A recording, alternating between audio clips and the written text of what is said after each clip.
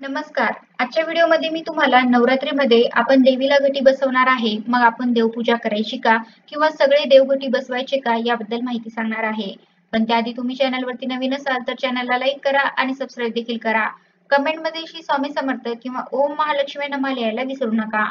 सर्वात आधी मी तुम्हाला आपण नवरात्र का साजरी करतो त्यामागे काही पौराणिक कथा आहेत त्या सांगते.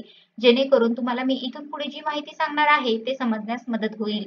तर नवरात्र साजरी करण्याविषयी दोन पौराणिक कथा आहेत. त्यातली पहिली सांगते. एका पौराणिक कथेनुसार महिषासूर नावाचा एक राक्षस होता. तो ब्रह्मदेवाचा मोठा भक्त होता. ब्रह्मदेवांना प्रसन्न करून त्याने वरदान प्राप्त करून घेतले. पृथ्वीवर निवास करणारा कोणताही मनुष्य अथवा देव किंवा दानव यापैकी कोणाकडूनही त्याला मृत्यू येणार नाही असे ते वरदान होते. ब्रह्मदेवाकडून वरदान घेतल्यावर महिषासूर अहंकारी झाला.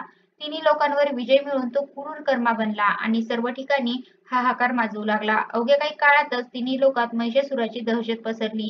त्यामुळे सर्व देव भयभीत झाले आणि मग सर्व देव ब्रह्मा, विष्णू, महेश यांच्याकडे आले आणि त्यांना विनवणी करू लागले की हा महिषासूर नावाचा जो राक्षस आहे त्याचा वध करण्यासाठी तुम्ही काहीतरी करावे.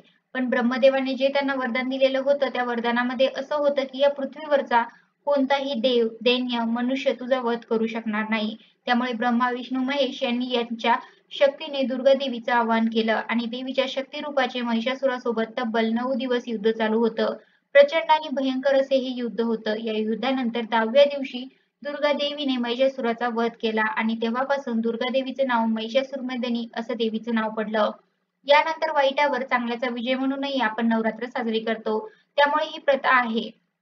त्यानंतर आता दुसरी कथा अशी आहे की मर्यादा पुरुषोत्तम म्हणजे श्रीरामांनी लंकेवर आक्रमण करून रावणावर विजय मिळवला. यासाठी त्यांनी भगवती देवीची आराधना केली.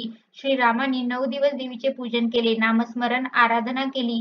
श्रीरामांनी केलेल्या पूजनाने भगवती देवी प्रसन्न झाली आणि श्रीरामांना लंका विजयाचा शुभ आशीर्वाद दिला. त्यानंतर 10व्या दिवशी रावणाचा युद्धात वध करून लंका विजय साध्य केला. या दिवसाला आपण विजयादशमी म्हणजे दसरा म्हणूनही ओळखतो. तर हे दोन्ही कारण आहे की जेणेकरून आपण नवरात्र साजरी करतो. मग आता बघा तुम्हाला मी पहिली जी कथा सांगितली त्यामध्ये देवी 9 दिवस त्या राक्षसासोबत लढत होती, युद्ध करत होती. त्यामुळे आपल्याला देवीला घटी बसवायचं असतं. म्हणजे आपण देवीला घटी बसवतो.